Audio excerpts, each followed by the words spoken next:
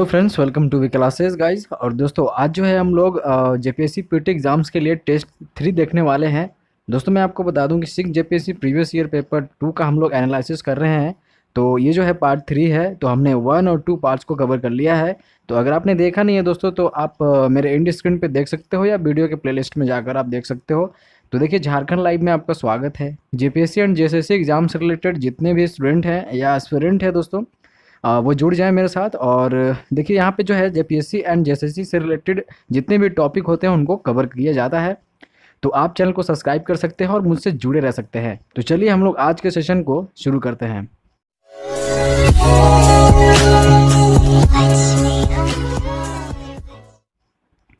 और दोस्तों जो भी मेरे चैनल पे नए हो वो लाइक शेयर सब्सक्राइब कर सकते हो दोस्तों, ठीक है। लाइक शेयर सब्सक्राइब कर सकते हो। और दोस्तों हमने जो है वो आज से करंट अफेयर स्टार्ट कर दी है। तो बेहतरीन कंटेंट के साथ हमने आपको प्रोवाइड करने की कोशिश करी है।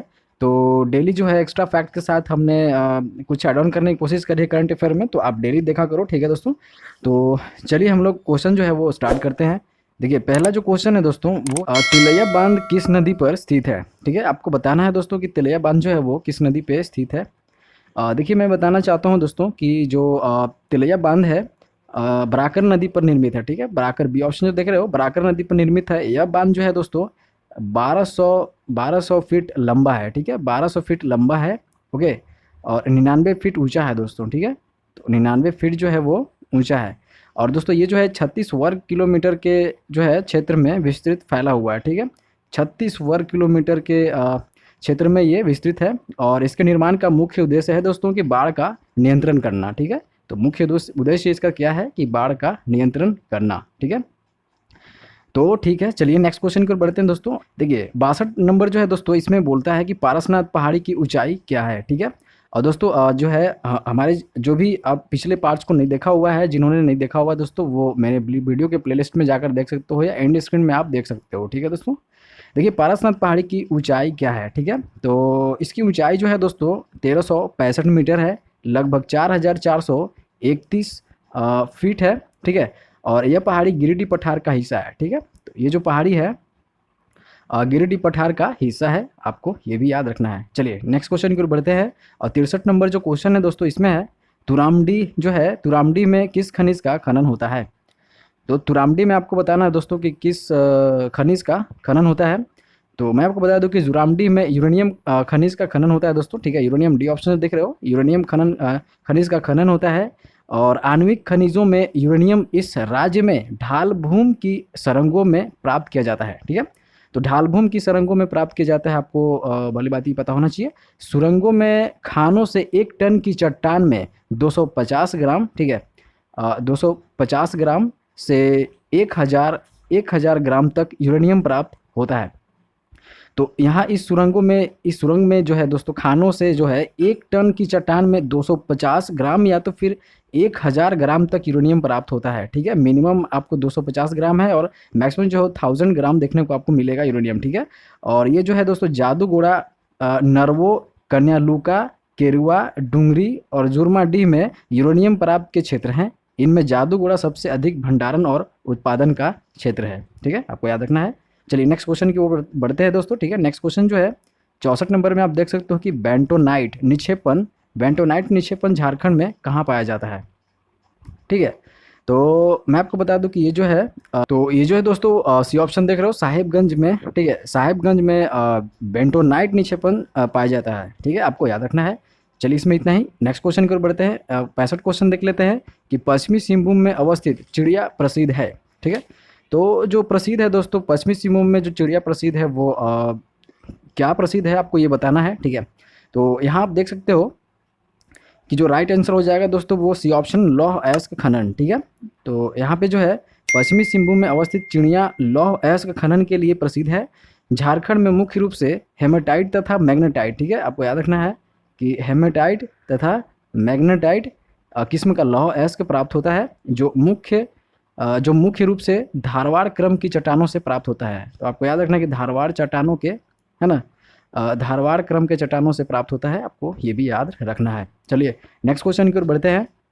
सेशन अच्छा लग रहा है तो लाइक शेयर सब्सक्राइब करें, जरूर करें दोस्तों, ठीक है, सब्सक्राइब कर लो, ताकि नेक्स्ट जो इम्पोर्टेंट टॉपिक्स है जेपीएससी से रिलेटेड, जेएसएससी से रिलेटेड, वो मैं आपको अच्छे तरीके से प्रोवाइड करने की कोशिश करता हूं, तो आप लाइक शेयर सब्सक्राइब कर सकते हैं। देखिए 66 नंबर जो है दोस्तों, इसमें बोलता है कि झारखंड के किस जिले में लौह का सबसे अधिक उत्पादन होता है। तो देखिए मैं बता दूं कि जो है दोस्तों, झारखंड राज्य में लौह है इसके सिंहभूम जिला के दक्षिण भाग से, ठीक है, यहाँ आप देख सकते हो पश्चिमी सिंहभूम, तो सिंहभूम जिला के दक्षिणी भाग से सबसे अधिक मात्रा में प्राप्त किया जाता है। इस भाग में लौह एस की 4 से 8 किलोमीटर लंबी पट्टी है, जो उड़ीसा के क्योंझर एवं मयूरभंज जिलों तक फैली है।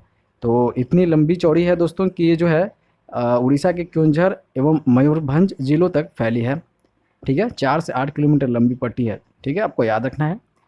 तो चलिए नेक्स्ट क्वेश्चन की ओर बढ़ते हैं, और जो है 67 क्वेश्चन है कि झारखंड में प्रति व्यक्ति वन एवं पेड़ों का आच्छादन है। तो वनों का जो आच्छादन है दोस्तों, वन एवं पेड़ों का जो आच्छादन है दोस्तों झारखंड में प्रति व्यक्ति, वो कितना है, आपको ये बताना है। तो देखिए मैं बताता हूँ कि इसका जो राइट ऑप्शन रहने वाला है दोस्तों, वो ये ऑप्शन रहने वाला है 0.08 हेक्टेयर, ठीक है। तो जो है झारखंड में प्रति व्यक्ति वन एवं पेड़ों का आच्छादन 0.08 हेक्टेयर है, ओके। भारत के कुल वनों का 3.5% भाग झारखंड में पाया जाता है। आपको याद रखना, ये क्वेश्चन पूछता भी है कि जो है झारखंड में जो है भारत के कुल वनों का 3.5% जो है वो भाग पाया जाता है, जबकि राज्य के कुल क्षेत्रफल के 29.6%, ठीक है, 29.6% हिस्से में वन पाया जाता है। तो ये जो टोटल है वो राज्य के कुल क्षेत्रफल के 29.6% के हिस्से की बात करी जा रही है, ठीक है। और 3.5% भाग जो है वो भारत के कुल वनों का परसेंटेज है, ठीक है, आपको याद रखना है, ठीक है। चलिए नेक्स्ट क्वेश्चन की ओर बढ़ते हैं, और 68 क्वेश्चन है, इसमें देख लेते हैं कि शहीद निर्मल महतो पार्क, जिसे झारखंड के खर पार्क प्रोग्राम में सम्मिलित किया गया है, ये जिले हैं। तो ये कौन से जिले हैं दोस्तों, आपको ये बताना है। तो इसका जो राइट ऑप्शन रहना जाएगा दोस्तों, उसको ये हजारीबाग हो जाएगा, ठीक है। तो ये जो है कि शहीद निर्मल महतो पार्क, जिसे झारखंड के खर पार्क प्रोग्राम में सम्मिलित किया गया है, वो हजारीबाग है दोस्तों, ठीक है, आपको याद रखना है। चलिए इससे इतना ही। नेक्स्ट क्वेश्चन जो है 69 क्वेश्चन में देख लेते हैं कि रजरप्पा जो है किन नदियों के संगम पर अवस्थित है। तो आपको बताना है कि रजरप्पा जो है किन नदियों के संगम पर अवस्थित है। देखिए मैं बता दूं कि झारखंड राज्य के रामगढ़ जिले के अंतर्गत जो है, ठीक है, रामगढ़ जिले के अंतर्गत जो है रजरप्पा नामक शहर दामोदर एवं भेड़ा, आप यहाँ पे देख सकते हो। तो यहाँ पे भैरा बोलते हैं, भैरवी भेड़ा, इसको भेड़ा भी बोलते हैं, याद रखना है, भैरवी भेड़ा भैरा, जिस नाम से आया आपको वो समझ में आना चाहिए, ठीक है। तो दामोदर एवं भेड़ा नदी के संगम पर अवस्थित है। इसी शहर में छिन्नमस्तिका मंदिर प्रसिद्ध है। तो इसी शहर में आपको याद रखना है दोस्तों कि जो है छिन्नमस्तिका मंदिर जो है वो प्रसिद्ध है, ठीक है, आपको याद रखना है, ठीक है। तो ये option will be right answer of this question. चलिए नेक्स्ट क्वेश्चन की बढ़ते हैं। 70 क्वेश्चन है कि देखिए ये क्वेश्चन जो है दोस्तों करंट अफेयर से है, लेटेस्ट करंट अफेयर से है, ठीक है, लेटेस्ट करंट अफेयर से है। तो ये आप देख सकते हो। तो ये क्वेश्चन पूछता है कि यूनियन यूरोपियन जो है दोस्तों, कितने देशों ने हाल ही में यात्रियों के लिए कोविशील्ड वैक्सीन के लिए मान्यता दी है, ठीक है। तो आपको बता संघ के कितने देशों ने हाल ही में यात्रियों के लिए कोविशील्ड वैक्सीन के लिए मान्यता दी है। तो मैं आपको बता दूं कि ये जो बी ऑप्शन देख रहे हो 15, ठीक है, 15 देशों ने हाल ही में यात्रियों के लिए कोविशील्ड वैक्सीन के लिए मान्यता दी है, आपको याद रखना है, ठीक है दोस्तों। चलिए नेक्स्ट क्वेश्चन की ओर बढ़ते हैं, इसमें इतना ही। और क्वेश्चन जो भी करंट अफेयर के होंगे दोस्तों वो बहुत ही बेहतरीन होंगे और इंपॉर्टेंट रहने वाले होंगे, ठीक है दोस्तों। तो दोस्तों यहाँ 71 क्वेश्चन पे आप देख सकते हो कि पवन सिंह, जिन्हें आगामी टोक्यो ओलंपिक खेलों के लिए पहली बार भारतीय जूरर के लिए चुना गया है, ठीक है, तो वो डैश से संबंधित रखते हैं। तो कौन से स्टेट से संबंधित रखते हैं, रिलेटेड है दोस्तों, तो वो सी ऑप्शन महाराष्ट्र से हैं, आपको याद रखना है, महाराष्ट्र, ठीक है। तो बस इससे इतना ही, ये भी करंट अफेयर का क्वेश्चन है दोस्तों ये। चलिए नेक्स्ट क्वेश्चन से बढ़ते हैं, और नेक्स्ट क्वेश्चन है 72 क्वेश्चन देख सकते हो दोस्तों, ठीक है। 72 क्वेश्चन में है कि 2008 को पुनर्स्थापन एवं पुनर्वास नीति के अनुसार राज्य स्तरीय पुनर्स्थापन एवं पुनर्वास परिषद की बैठक कम से कम कितने एक वर्ष में होगा। तो कितने बार जो है दोस्तों एक वर्ष में होता है इस परिषद की बैठक, ठीक है। तो मैं आपको बताना चाहता हूँ कि देखिए ये जो है बी ऑप्शन देख रहे हो 2 बार। देखिए 2008 को पुनर्स्थापन एवं पुनर्वास नीति के अनुसार राज्य स्तरीय पुनर्स्थापना एवं पुनर्वास परिषद की बैठक कम से कम 2 बार 1 वर्ष में होगी। ठीक है, तो आपको बस इतना याद रखना है। चलिए नेक्स्ट क्वेश्चन की ओर बढ़ते हैं। और 73 क्वेश्चन है कि झारखंड सिंगल विंडो क्लियरेंस कानून लागू हुआ था।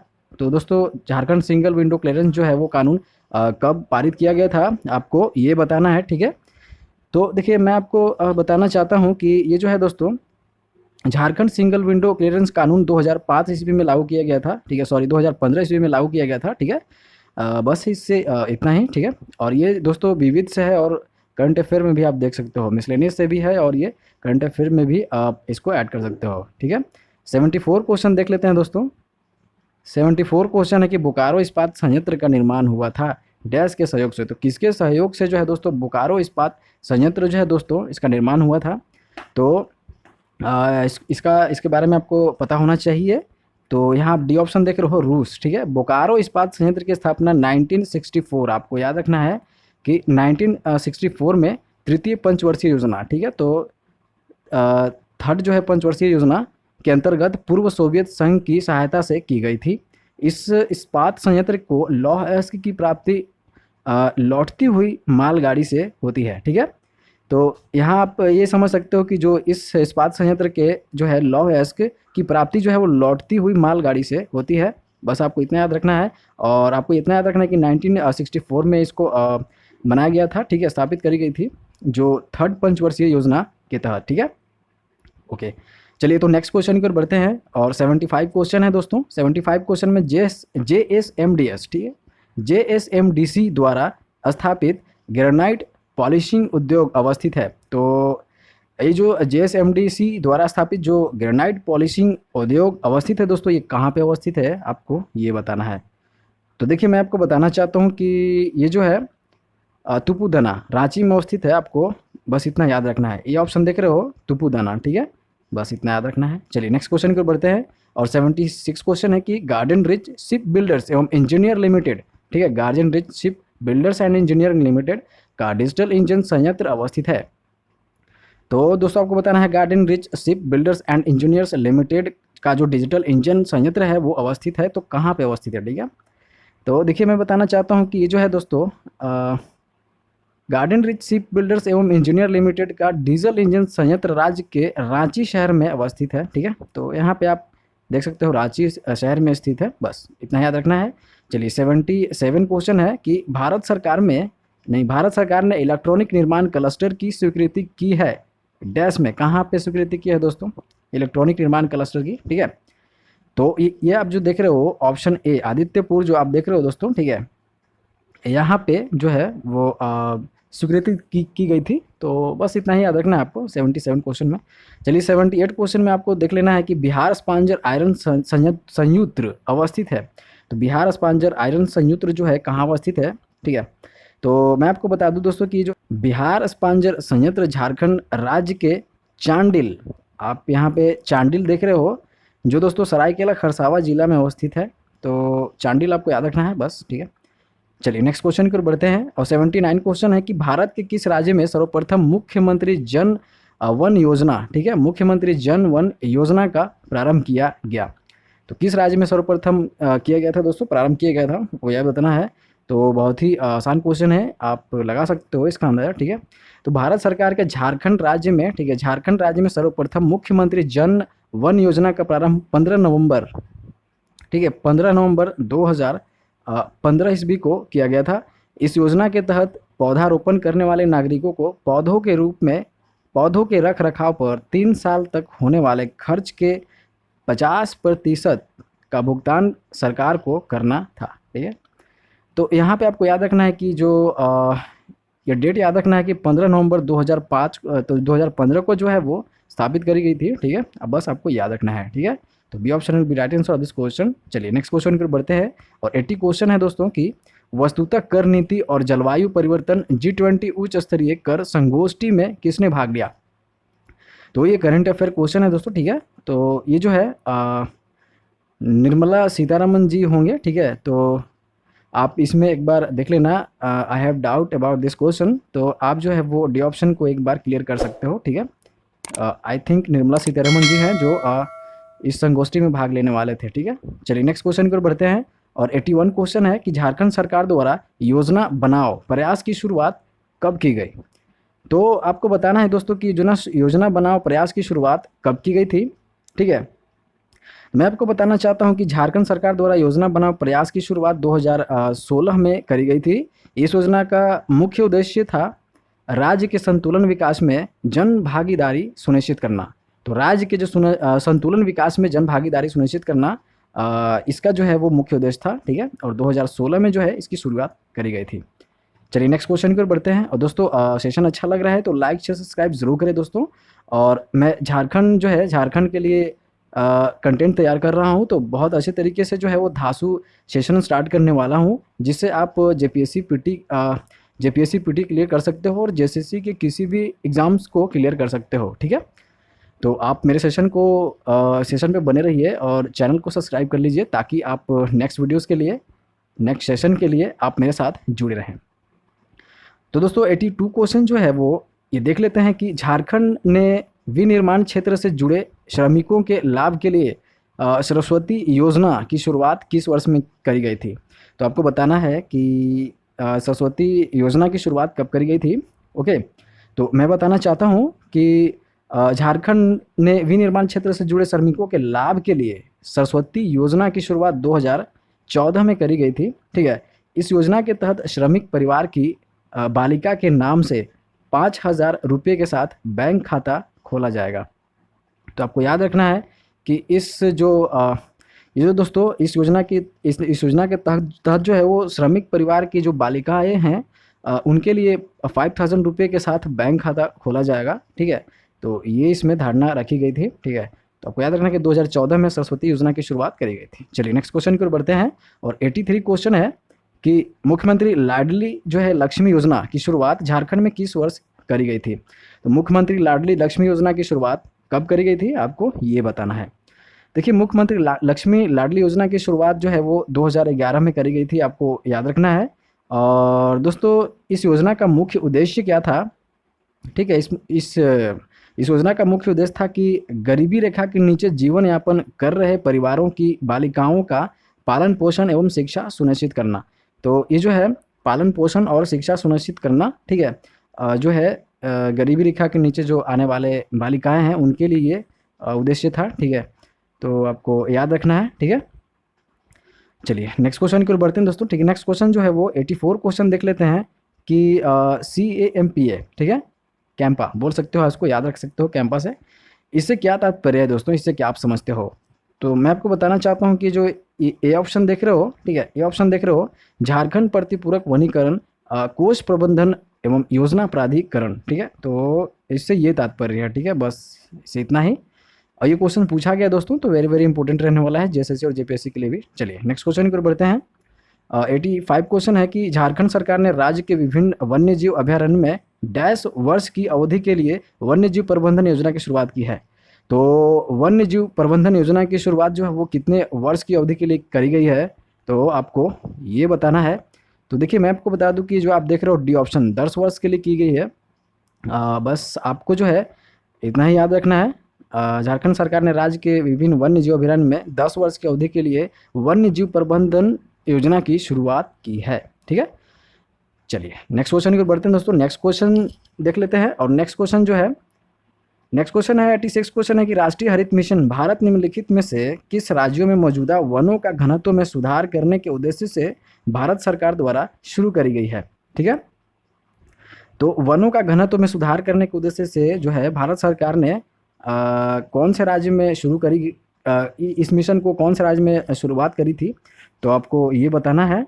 तो मैं आपको बताना चाहता हूँ कि जो झारखंड आप देख रहे हो, हमारा स्टेट झारखंड जो स्टेट में है वो इसकी शुरुआत करी गई थी। ठीक है, बस इससे इतना ही आपको याद रखना है। ठीक है दोस्तों, चलिए नेक्स्ट क्वेश्चन की ओर बढ़ते हैं। और नेक्स्ट क्वेश्चन जो है नेक्स्ट क्वेश्चन में है कि झारखंड राज्य गंगा नदी संरक्षण प्राधिकरण डैश में गठित की गई थी। तो कब अंकित की गई थी दोस्तों झारखंड राज्य गंगा नदी संरक्षण प्राधिकरण की।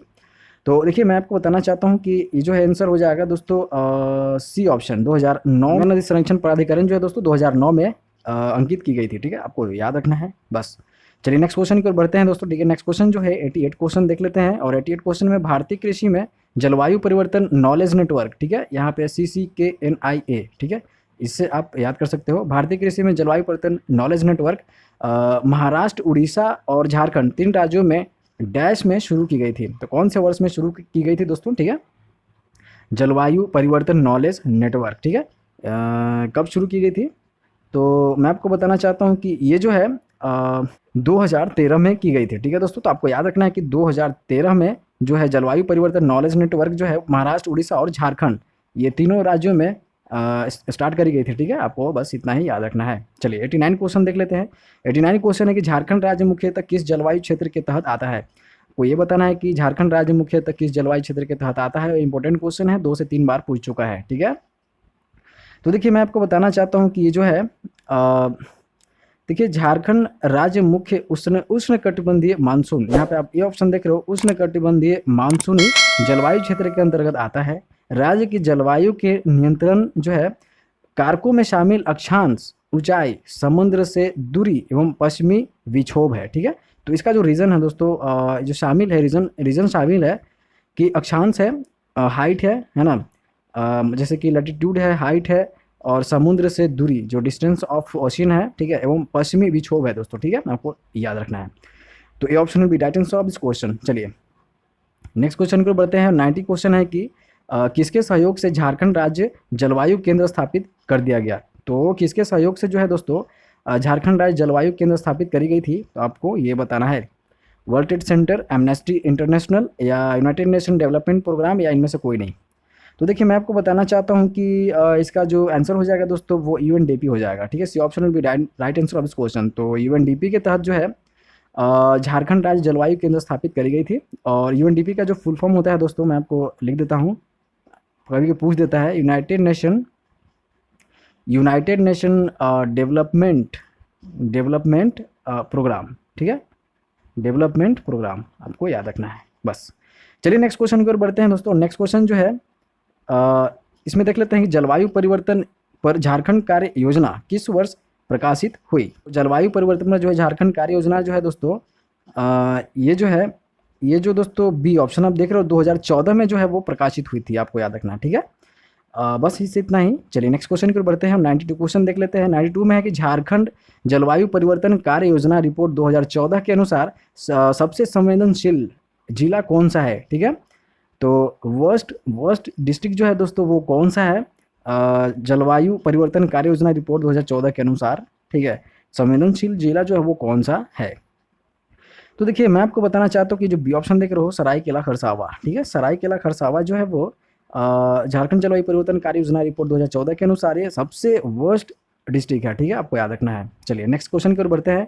93 क्वेश्चन है दोस्तों कि जलवायु के प्रमुख घटक जो झारखंड राज्य के वन के क्षेत्र के जलवायु को प्रभावित कर रहे हैं। तो आपको काउसेस बताना है, जलवायु के प्रमुख घटक के बारे में बताना है जो झारखंड राज्य के वन के क्षेत्र के जलवायु को प्रभावित कर रहे हैं, ठीक है। तो ये सिंपल सी है और ये क्वेश्चन जो है दोस्तों पूछा गया है, ठीक है, और तो ये वेरी वेरी इंपॉर्टेंट रहने वाला है। तो आप बी ऑप्शन देख रहे हो, जंगल की आग। इसके कारण जो है दोस्तों झारखंड राज्य के वन के क्षेत्र के जलवायु को प्रभावित कर रहा है, ठीक है। तो ये घटक है प्रमुख जो है रीज़न है दोस्तों, ठीक है, मेन रीज़न है जंगल की आग, ठीक है। चलिए 94 क्वेश्चन देख लेते हैं दोस्तों, ठीक है। 94 क्वेश्चन जो है झारखंड राज्य में जंगलों के सुरक्षित वन के रूप में वर्गीकृत करने का उद्देश्य है। तो क्या उद्देश्य है दोस्तों सुरक्षित वन के रूप में वर्गीकृत करने का, ठीक है। तो मैं आपको बता दूं कि बिना अनुमति सभी गतिविधियों पर प्रतिबंध, ठीक है। तो झारखंड राज्य में जंगलों के सुरक्षित वन के रूप में वर्गीकृत करने का उद्देश्य है कि बिना अनुमति सभी गतिविधियों पर प्रतिबंध लगाना, ठीक है दोस्तों। तो बस इससे इतना ही। 95 क्वेश्चन देख लेते हैं दोस्तों, ठीक है। 95 क्वेश्चन है कि NIDM रिपोर्ट के अनुसार झारखंड राज्य में कितने प्रकार के जलवायु क्षेत्र मौजूद हैं। तो आपको बताना है कि जो NIDM रिपोर्ट के अनुसार झारखंड राज्य में कितने प्रकार के जलवायु क्षेत्र मौजूद हैं। तो मैं आपको बताना चाहता हूँ कि ये 3 प्रकार के जलवायु क्षेत्र जो है इस टाइप 3 टाइप के मिलते हैं दोस्तों। आपको जलवायु क्षेत्र मौजूद है, आपको याद रखना है, ठीक है। और ठीक है बस इसी इतना ही। चलिए नेक्स्ट क्वेश्चन पर बढ़ते हैं। और नेक्स्ट क्वेश्चन जो है बहुत अच्छा सेशन रहा दोस्तों और बहुत अच्छा आप कर रहे हो। तो इसी तरीके से लगे रहिए अपने एग्ज़ाम में प्रिपरेशन को, तो आपको सफलता एक न एक दिन ज़रूर मिलेगी, ठीक है। और मैं भी आपके साथ हूँ। तो योर जो है your target your success is my target, तो आप याद रख लेना, ठीक है दोस्तों। देखिए 96 क्वेश्चन जो है दोस्तों, झारखंड राज्य आपदा प्रबंधन प्राधिकरण JSDMA डैश वर्ष में गठित की गई थी। तो आपको बताना है कि झारखंड राज्य आपदा प्रबंधन प्राधिकरण JSDMA किस वर्ष में गठित की गई थी। तो दोस्तों मैं आपको बता दूं, डी ऑप्शन देख रहे हो, 2010 में इसकी जो है वो गठन किया गया था, ठीक है। तो इससे जो है बस इतना ही। और चलिए नेक्स्ट क्वेश्चन की ओर बढ़ते हैं। और नेक्स्ट क्वेश्चन जो है दोस्तों, जिला आपदा प्रबंधन प्राधिकरण DDMA का नेतृत्व कौन करता है। तो आपको बताना है कि जिला आपदा प्रबंधन प्राधिकरण का जो है नेतृत्व कौन करता है, ठीक है। तो देखिए यहाँ जो ऑप्शन देख रहे हो, सी ऑप्शन, इनमें से कोई भी, तो जिला दंडाधिकार और जिला समाहर्ता, इनमें से कोई भी है जो दोस्तों नेतृत्व कर सकता है, ठीक है। बस इससे इतना ही। चलिए नेक्स्ट क्वेश्चन की ओर बढ़ते हैं दोस्तों। और नेक्स्ट क्वेश्चन है 98 क्वेश्चन है दोस्तों, कि आपदा प्रबंधन के ज्ञान सह प्रदर्शन केंद्र का मुख्य कार्य क्या है, ठीक है। तो आपदा प्रबंधन के ज्ञान सह प्रदर्शन केंद्र का मुख्य कार्य क्या है, आपको ये बताना है, ठीक है। तो जैसे कि आपको दिख रहा है कि ज्ञान सह प्रदर्शन केंद्र जागरूकता फैलाना, स्थानीय आवश्यकता के आधार पर जानकारी प्रदान करना, तो इनमें से जो दोस्तों सभी है, ठीक है। तो याद रखना है, ये सभी जो है आपदा प्रबंधन के ज्ञान सह प्रदर्शन केंद्र का मुख्य कार्य करते हैं। चलिए नेक्स्ट क्वेश्चन जो है 99 क्वेश्चन है दोस्तों, सेकंड लास्ट है।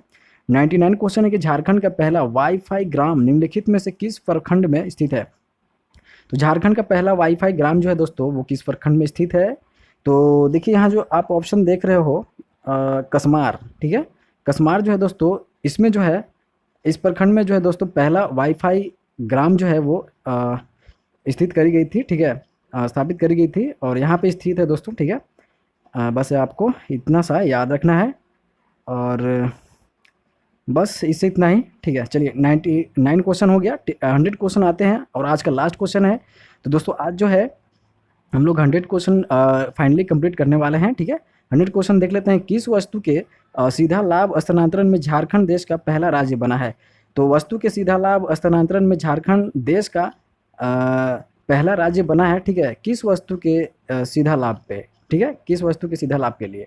तो आप ये डी ऑप्शन देख रहे हो, किरोसिन तेल के लाभ हस्तांतरण पे, ठीक है दोस्तों। तो ये जो है झारखंड देश का पहला राज्य बना है दोस्तों। आई थिंक कि आपने बहुत कुछ गेन किया होगा दोस्तों, ठीक है। और 100 क्वेश्चन फाइनली आज हमने कंप्लीट कर दिए है दोस्तों, ठीक है।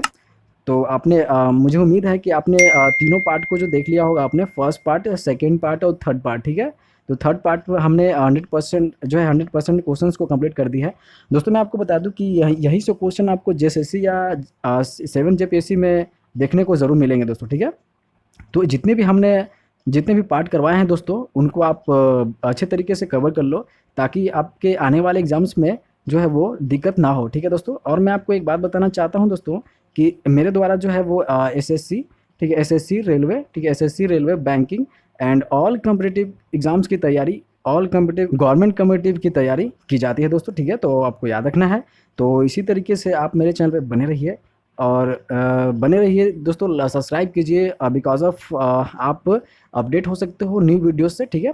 तो चलिए हम लोग नेक्स्ट सेशन में मिलते हैं, तब तक के लिए धन्यवाद।